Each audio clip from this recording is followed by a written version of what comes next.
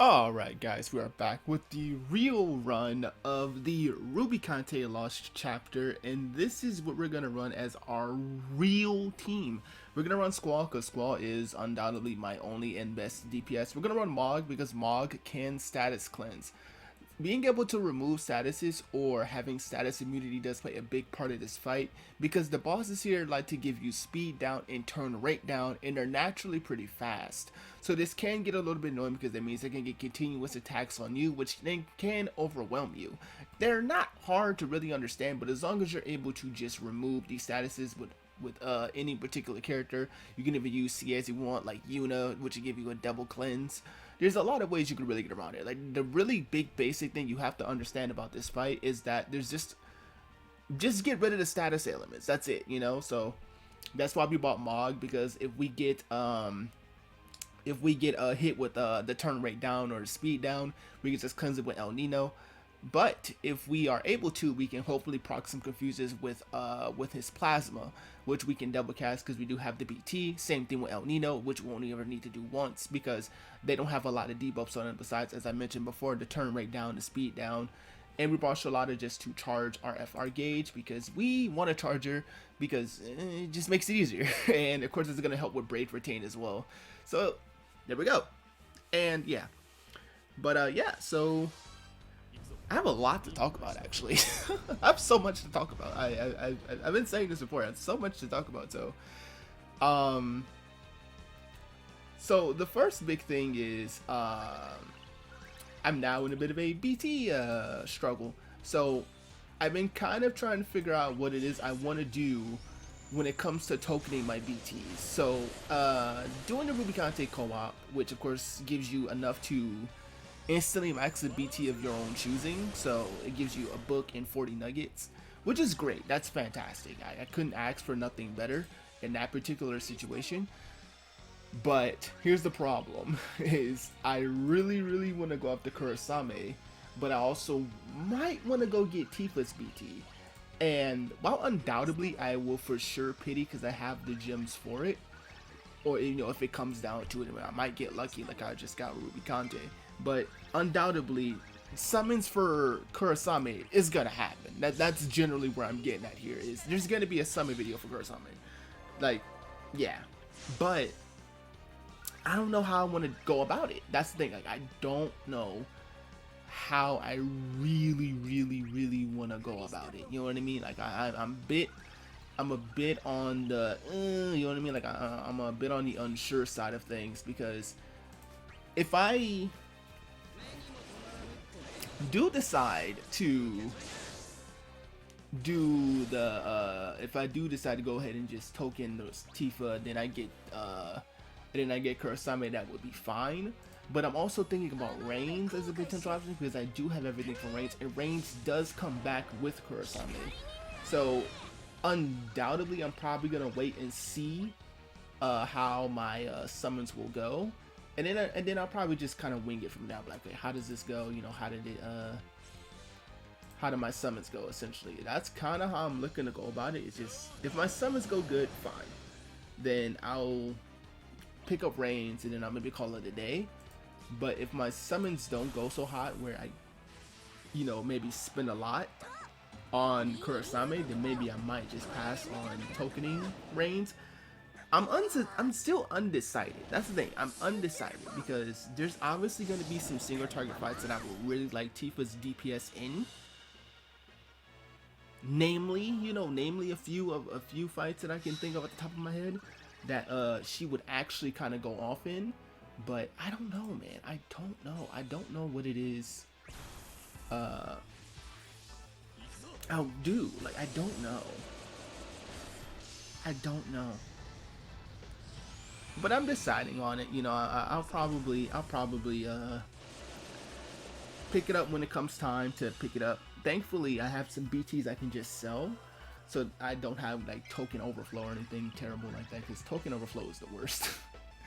I just do not like having token overflow. Anyway, so let's go ahead and get our BTs going. We have Mog for of course, the stat ups 30% cap. I think Sherlotta also gives the same amount Squall with his big massive 205 assuming pop his FR. That's why I love Squall so much, dude. Like, his cap values are so stupid. The reason why I really know this stuff at the top of my freaking head is because I mentioned this, I think, in the JP video that I uploaded. Nice. It's great that it missed, by the way. I mentioned this in my JP video. Oh, that's beautiful. Because I could just jump with Mog and then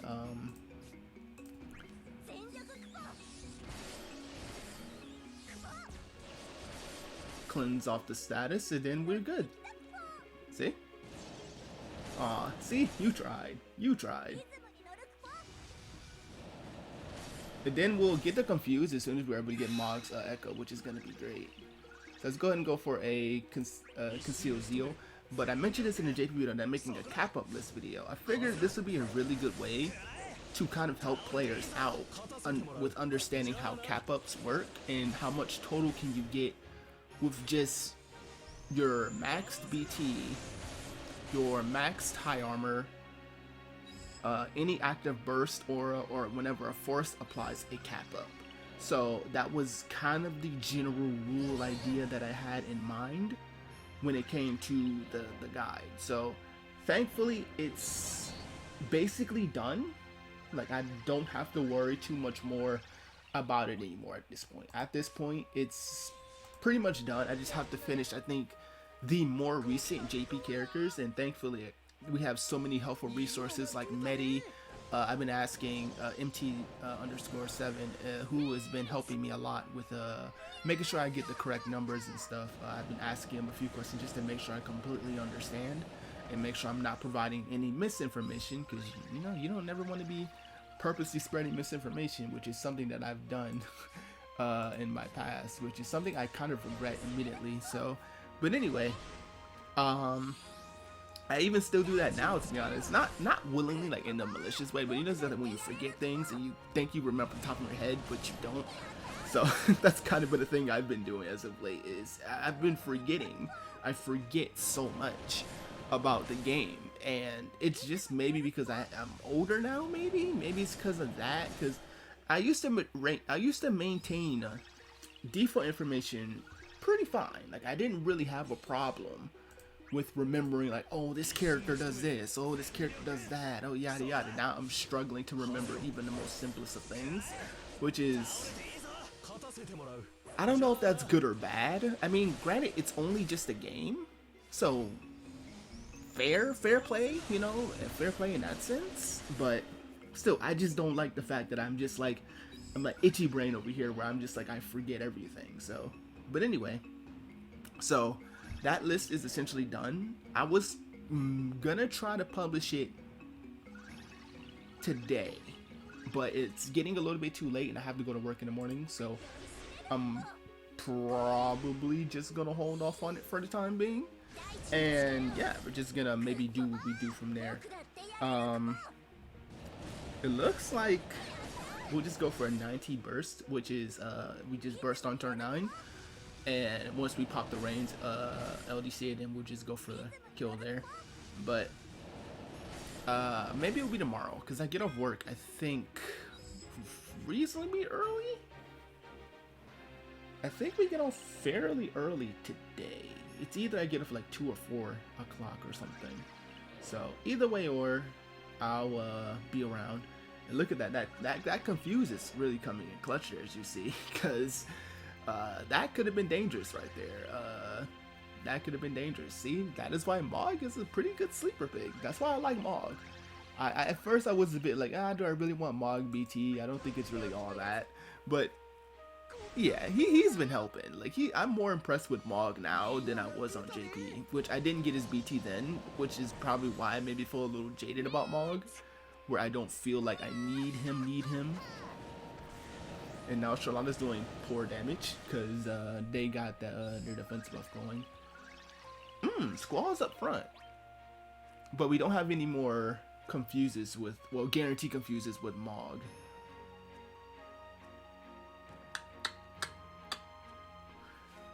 I mean, we can always just reigns now, then go for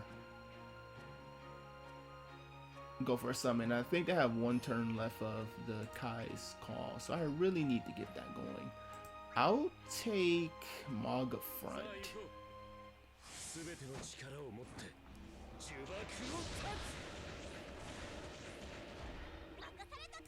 If they took any more turns, that would have been bad actually, because we would have lost out on that game when we launched. So that would have been ugh.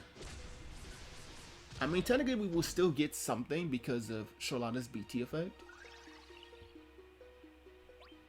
but I'm sure you guys already know what's about to happen. These bosses are about to get annihilated, but they're about to get deleted. They're about to get obliterated. They're about to get sent to the moon. No pun intended. Anyway, but yeah, so the cap-up list should be done, should be published, I guess maybe on Reddit, Reddit or the main cord. I'll put it up there so everybody can see it, and of course if there's anything wrong, let me know. Let me just do that. Just let me know, because I'll fix it. That's to take full accountability of this type of thing. So yeah. Next up is, well, I guess updates about life.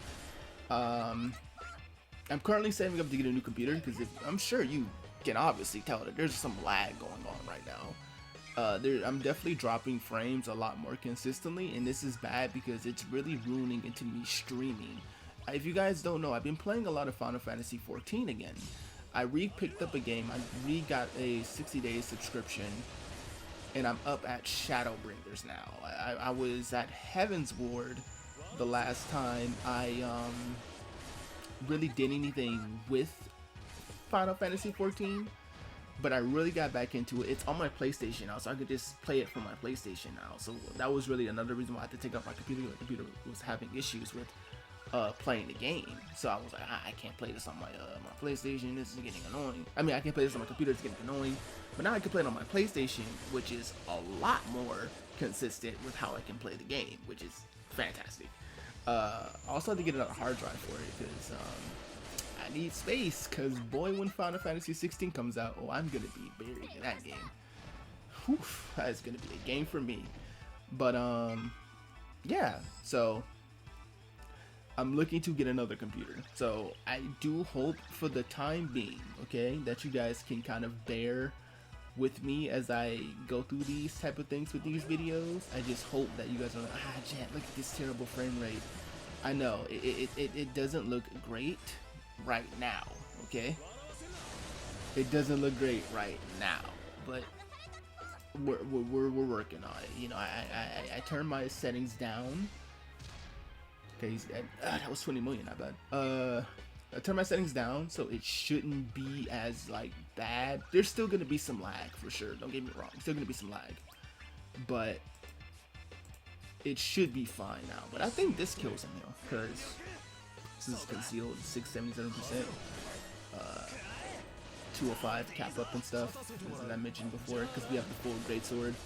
Yep, that is dead. So yeah, that was that run. Very simple, very quick. Kind of what we do now on JP. You know, you charge your FR, you go into the most appropriate unit, and then you kill. I mean, that's kind of the rule of thumb now. That's why JP and or now soon to be global content, you only really do, you know, unique runs, because those are going to be the ones that are easiest to, I mean, it's easy to get like the attention. If doing runs like this, you're not gonna be like, wow, you know, oh my god, he used Ida and won, you know what I mean, like anything like that. But anyway, that's gonna be the real clear of this fight. Just pretty simple team. We brought Mog just for cleanses, Sherlotta to charge, Squall to nuke, and yeah, see you guys next time. Peace.